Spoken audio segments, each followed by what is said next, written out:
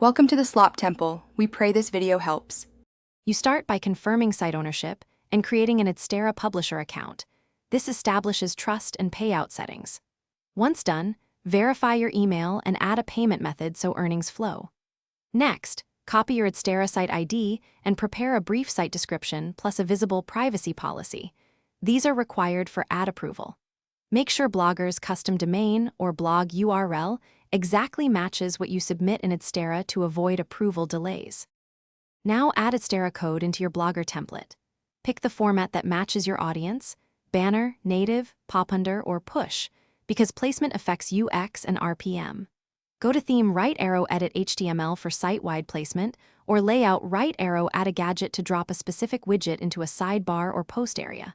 Paste the Adsterra script exactly where instructed, usually inside the head for push or near body for banners. Once placed, save the template and clear Blogger cache to render ads correctly. Finish by submitting your Blogger site for Adsterra moderation so ads can start serving. Moderation confirms policy compliance.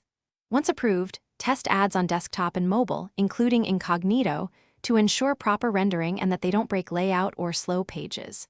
If something goes wrong, ads blank, slow, or rejected, inspect console errors and policy notes, remove conflicting scripts, and resubmit.